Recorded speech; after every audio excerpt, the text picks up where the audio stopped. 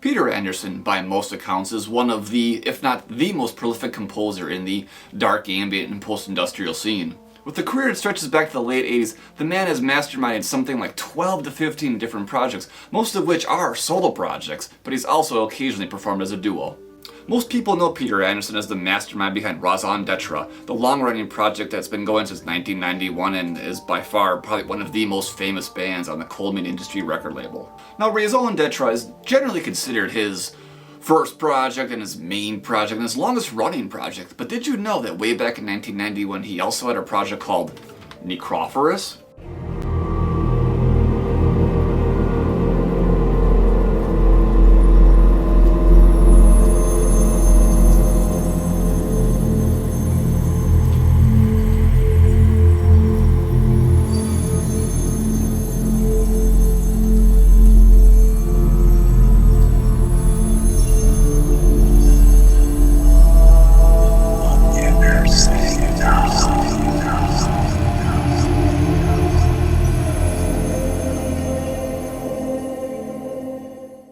Necrophorus has been going since 1991, and it debuted back then with a cassette tape called Sadness and Somnolence. So yes, Necrophorus did debut in 1991, but it wasn't until 1996 that Underneath the Spirit of Tranquility was released on the Cat's Heaven record label from Germany.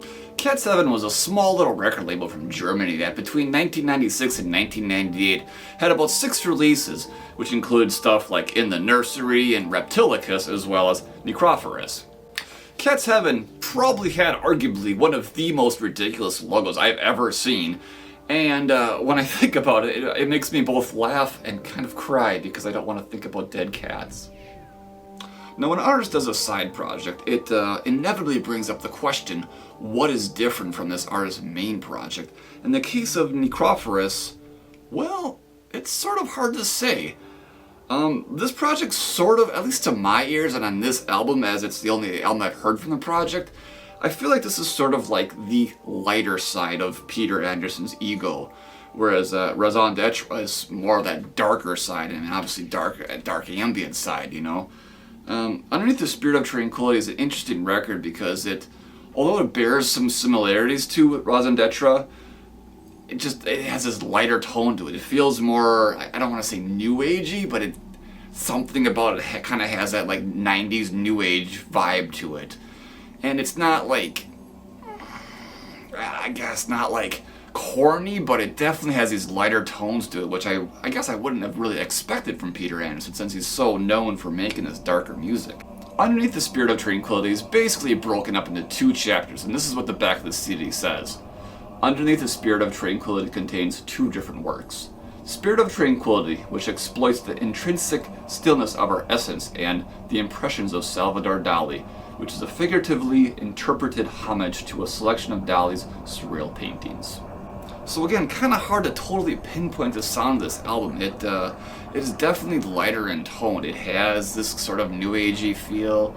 It's soundtracky, it's very ethereal, and it's even a little weird on some tracks, as there's this one track where it's this like piano melody over the sounds of someone snoring. So very strange stuff going on here, and it's just, I mean, I guess being that I was someone that's listened to Peter Andersson's music for many years, and then to only just recently get this album and see this different side to him, it's been quite an interesting experience listening to this album. Probably the best way to approach Underneath the Spirit of Tranquility is to view it from the standpoint that I think that Peter Andersson was basically trying to create soundtrack music with this release.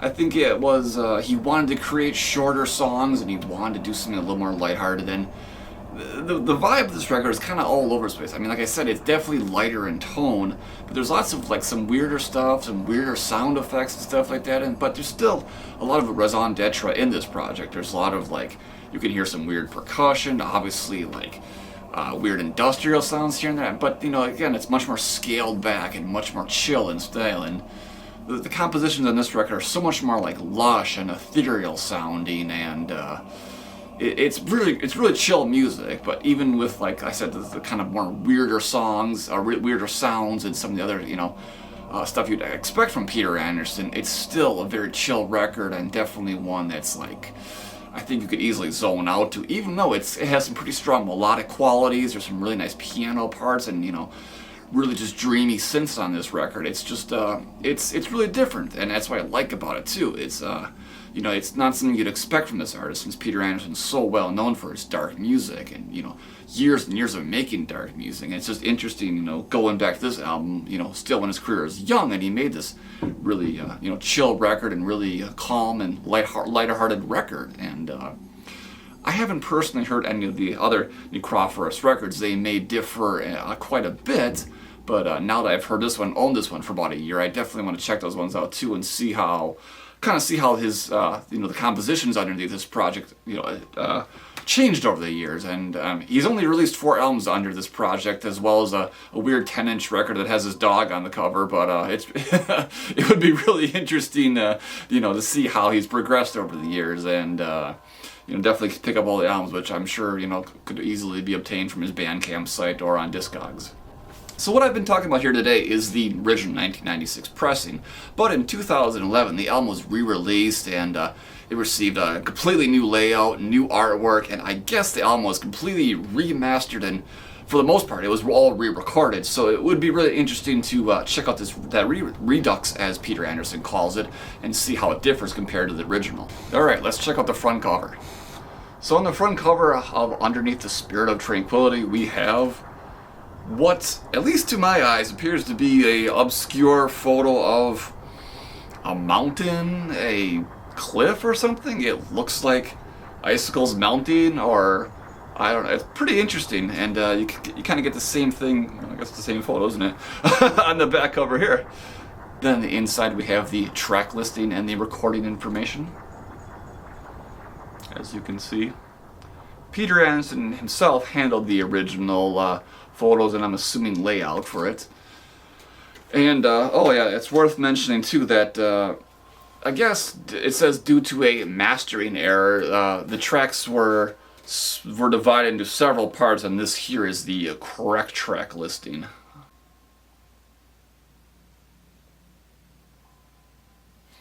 Then the back side, there's also just sort of a you know, general catalog for Cat's Heaven's records. And if I'm not mistaken, this is all the releases Cat's Heaven had for its short lifespan, which, as I said, was only from 1996 to 1998. Oh, and then of course the back cover.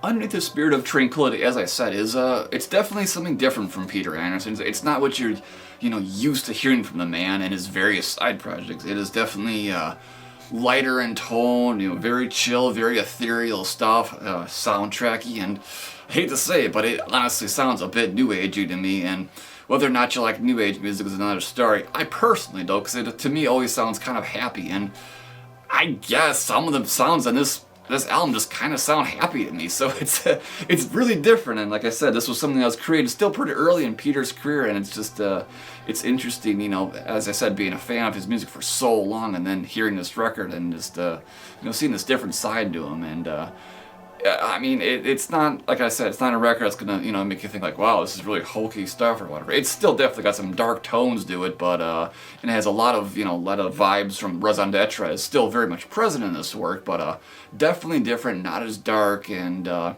if you're a huge Peter Andersson fan, I see no reason not to pick this up, just to see, you know, kind of this different side to him. But if you're just a casual fan of dark ambient music or Peter Andersson's projects in general, you could probably pass this one by. But you know your taste, so check it out. I was actually just looking at the Bandcamp site, and I saw that he has one more pressing of this original on his Bandcamp, and the Redux version has already sold out. But you know, when stuff sells out on Bandcamp, it's always good to you know, check Discogs and other sources. I mean, you never know, it might be just be sitting in some mail order catalog somewhere in the world just waiting for you to pick it up.